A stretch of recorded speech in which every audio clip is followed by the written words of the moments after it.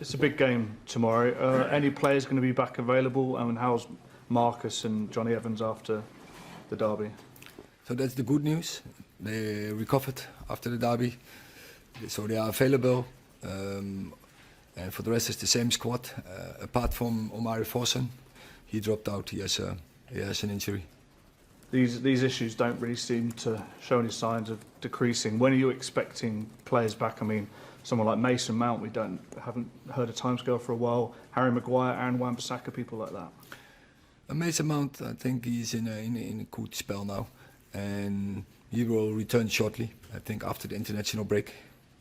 Is there anybody else set to return? Yeah, for next week. I think some players are planning to return. Hopefully, when the process will continue like it's now, Harry Maguire, Aaron Wan-Bissaka, I expect them to be back and to be available for our game against Liverpool. Højlund as well? Højlund, similar, yeah. Eric, you're 11 points off the top four now. Obviously, last year you won a trophy, you qualified for the Champions League. That was considered a successful first season. Do you need to do one of them things again this year to stop this season becoming a failure? It's we want to be successful. We needed to be successful, but sometimes seasons are going like we are now in, but we don't accept that. We will fight. We have had problems. We still have problems in our squad, with injury-wise. But with the players who are available, we will fight for it. We have to win every game, and we go into every game. It doesn't matter who is the opposition. We go for winning. With 11 games left to play, obviously results are always important. But what's more important to you over this period? Is it getting the results that you so desperately need, or do you need to show the performances between now and the end of the season to convince everyone, the supporters, maybe even the owners, that the project's still going in the right direction? The project is going in the right direction when we have the players available. And top football is about winning games. We know that.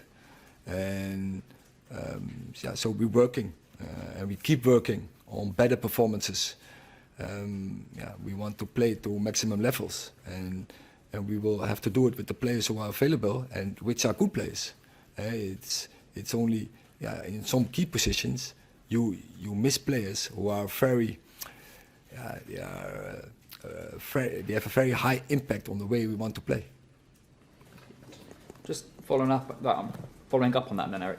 You talked about with the players you've been missing all season, and you talked about last season you had consistency in your team previously. Do you feel your team's under or overperformed this season, considering everything you've been faced? But no team can't deal with this with so many injuries, and I think we're playing to maximum levels. If you take in respect and the availability of the players. So when you miss so many key players over many part of the season, then obviously the results, the performances will not that be when the players are available. And we have seen when the players were available, like in January, February, our performances were very good. And I think from that moment, when the players were not even fit, they could do even better when they are 100% fit in that moment, but they were not. One of the players obviously been missing is Rasmus Højlund, who's just been named Premier League Player of the Month. How frustrating is it that he's been out when he was finding great form, and how much have you missed him? Yeah, but a lot, but I have to do it, and we have to do it with the players who are available. And so I will never complain about that. And so we work through this game with the players who are available, and we have to get the best out of it, and that is our aim. Yes. Eric, it's a game against Everton. Sean Dyche has had his own issues with his football club in terms of off the field. On the field, what have you made of them, and what are you expecting? I think it's very clear. You can see really his handwriting. So in the style of playing of Everton, and he has done that very good. On the moment he took over last season, he made them very fit. So it's a very good structure in his team.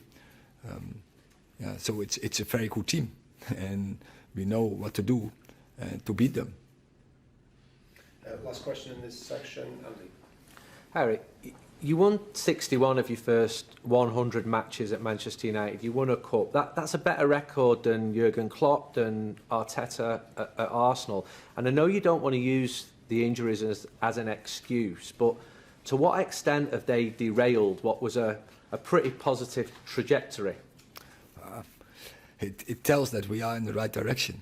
And because, so imagine we had many more players available and that we had not so many setbacks in injuries. It could have been easily 70 or 75 wins. And that tells the bright future of this team when players are available.